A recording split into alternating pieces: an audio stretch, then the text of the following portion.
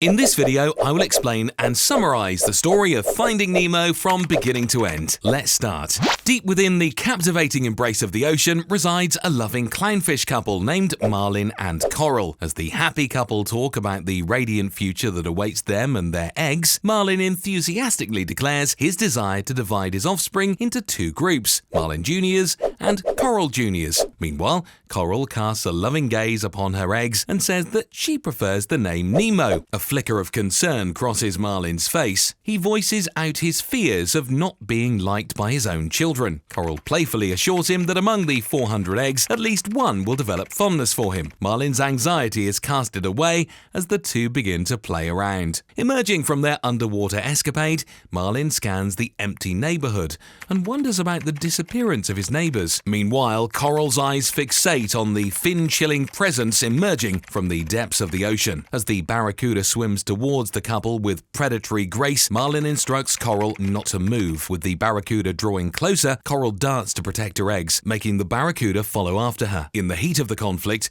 Marlin is dealt a blow which renders him unconscious. Once Marlin regains his consciousness, he finds himself surrounded in darkness in his search for Coral and his offspring. Marlin realizes that he has lost his family forever. With hopeless eyes, Marlin stares in the distance when he suddenly spots a single egg cozied up on the ocean bed. Determined to protect his remaining child, we see Marlin name the egg Nemo. On his first day of school, an excited Nemo tells his father to wake up. After waking up, Marlin shows us his love for his son by giving Nemo over-the-counter safety measures. Finally, after overcoming numerous delays, the father and son duo arrives at Nemo's school. They're greeted by a small assembly of sea creatures who request a joke from Marlin, as he's a clownfish after all. Amidst Marlin's failed attempt at humor, it becomes apparent that comedy might not be a clownfish's strong suit. Once the school's beloved teacher, Mr. Ray, arrives, he asks the students to board on for a field trip. Marlin cautiously allows Nemo to climb onto the stingray's massive dorsal surface. As Nemo is whisked away for his very first adventure, the other parents tell Marlin about their experience of sending their kids to the drop-off. Overwhelmed by the realization that Nemo will be visiting the drop-off, Marlin swiftly swims to find his son. Upon their arrival, Nemo follows his peers to the edge of the reef where they witness a speedboat.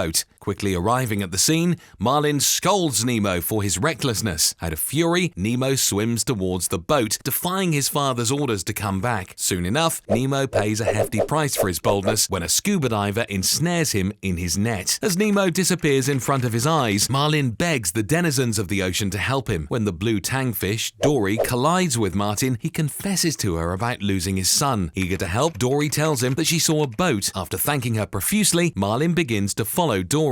Alongside Marlin, we discover that Dory grapples with fleeting memory lapses when she momentarily forgets her commitment to assist Marlin. Amidst their conversation, a sudden presence emerges from the shadows, the shark known as Bruce. With a sinister display of his razor-sharp teeth, he extends an unexpected invitation to a party. Ignoring Marlin's cautious instincts, Dory, the embodiment of enthusiasm, accepts the offer. Marlin's protests fall on deaf ears as Bruce takes them to meet his other shark friends, Anchor and Chum. So it turns out the party was more of a therapy session for the sharks to fight against their carnivorous nature. As the sharks propel Marlin to talk about his issues, Marlin's eyes spot the scuba diver's goggles. Swimming towards it, he tells his audience how he lost his son to the humans. The situation takes an unexpected turn when Dory hits her head, causing a trickle of blood to catch Bruce's attention. Consumed by frenzied hunger, Bruce makes an attempt to have a fishy feast out of his newfound companions. After a game of cat and mouse, or in this case, shark and tiny fishes, Bruce retreats empty-handed once the torpedo sets off a series of mines.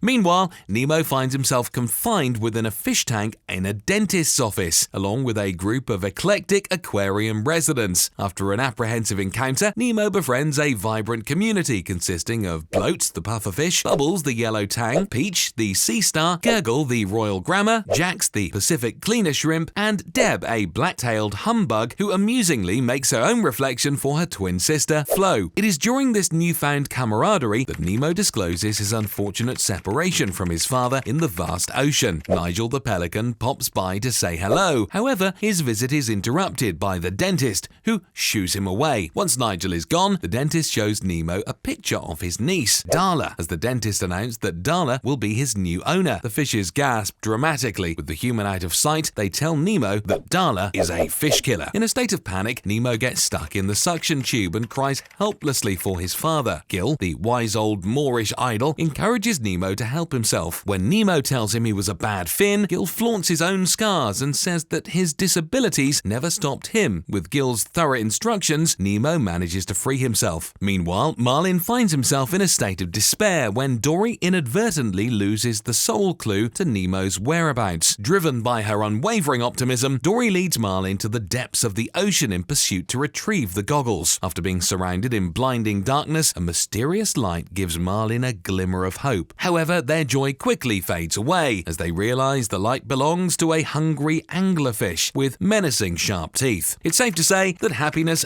doesn't last long in the ocean world, or anywhere for that matter. During the adrenaline-filled chase, Marlin discovers the mask and distracts the anglerfish, long enough for Dory to read the address written on it. In the fish tank, Nemo is woken by Jax, who takes him to the tank's toy volcano that has an absurdly hard name. Bloat steps forward and welcomes Nemo as a new member of their club after he passes their trial. Once Nemo is awarded the title of Sharkbait, Gil devises a plan to save him from Darla's clutches. He tells Nemo to block the filter, which will pollute the tank, causing the dentist to manually clean it. When he be busy with the cleaning, they'll take their chance and roll out of the window and into the ocean. Voila! Sounds easy enough. As Marlin and Dory continue their underwater quest of finding Nemo, they encounter a lively school of moonfish. When they request directions to Sydney, the moonfish guide them to take the East Australian current through a display of synchronized impressions. They bid their goodbyes by advising Dory to swim through the trench. However, upon reaching the trench, Marlin convinces Dory to swim above the trench. As soon as they reach the top, Dory is stung by a tiny jellyfish. While checking on her, Marlin finds himself encircled by the whole community of jellyfish. This is why you should always listen to the experts. A sudden eureka dawns upon Marlin as he realizes that jellyfish tops don't sting. In a desperate attempt to cheat death, he tells Dory that they're going to race it to the end by jumping on top of the jellyfish. Upon successfully navigating his way out of the swarm of jellyfish, Marlin finds himself riddled with worry upon seeing no signs of Dory. After mustering his courage, Marlin ventures back into the midst of the jellyfish to rescue his friend. Despite enduring numerous stinging shocks from the electrically charged creatures, his determination remains unwavering. After his little rescue mission, the relentless onslaught of shocks finally gets to him as Marlin succumbs to darkness alongside Dory. Back in the fish tank, Gil's ingenious plan sets in motion as he instructs Nemo to jam the fan with a pebble. Once he stops the fan, Gil tells him to use the pipe to get back. Upon doing so, the pebble unhinges itself, causing the fan to turn back on. As the sharp cutters await Nemo at the end, Gil and the rest of the fish throw a tailpiece of kelp in order to rescue Nemo. After an unsuccessful attempt, Gil dejectedly states there will be no more escape plans. At the sea, Marlin wakes up on a turtle shell. The turtle, who appears to be high as a kite, introduces himself as Crush. Without wasting a second, Marlin pleads with Crush to take him to the EAC. Crush smiles and says that he's riding the current. Marlin is shortly reunited with Dory, who happens to be goofing around with the hatchlings. He also meets Crush's son, Squirt, who asks him about his story. Marlin, with a long and sad sigh, discloses his exhausting and perilous adventure to the curious hatchlings. Marlin's tale of glory spreads like wildfire as the hatchlings recount his epic journey to the fish community, who in turn spread the story to the dolphins. It doesn't take long for the story to reach the attentive ears of Nigel. Upon hearing the story, Nigel immediately sets off to see Nemo. Homesick and saddened by his recent failure, Nemo turns up to Gil, who happens to share his misery. He apologizes for not executing his task properly, but in turn, Gil apologizes to Nemo for endangering his life. As Nigel appears by the window to tell Nemo about Marlin's bravado, a determined Nemo reattempts Gil's plan, this time appearing victorious. Meanwhile, Marlin and Dory go through the swirling vortex of terror, only to land inside a whale's stomach. In reality, this should be the end, but since it's Disney, the show must go on. As Dory tries to communicate with the whale, Marlin snaps at her to come out of her imagination. With enough insistence, Dory manages to convince Marlin to trust her. Out of options, Marlin decides to follow Dory. Once the whale shoots the two out of its blowhole, Marlin cries in excitement upon seeing Sydney in front of him. The next morning, the residents of the tank learn that their plan has failed as the dentist had installed a new model of filter in the aquarium. All of a sudden, Darla appears in the form of Nemo's personal Grim Reaper. Meanwhile, as Marlin and Dory search high and low for Nemo, they're suddenly scooped up by a pelican named Gerald. Refusing to die in vain, Marlin lodges himself and Dory in the pelican's neck, causing him to choke. When Nigel sees the scene from afar, he rushes to help his man out. As Marlin and Dory fall out of Gerald's mouth, Marlin shouts Nemo's name, catching Nigel's attention. The pelican steps up to play a part in reuniting the father and son. Upon wreaking havoc in the dentist office, Marlin sees his son upside down in a plastic bag. Assuming the worst, Marlin loses all hope as he's taken back to the sea with Nigel's help. In a hopeless state, Marlin departs from Dory by telling her that he no longer wants to continue the journey. Meanwhile, with his friends helping him,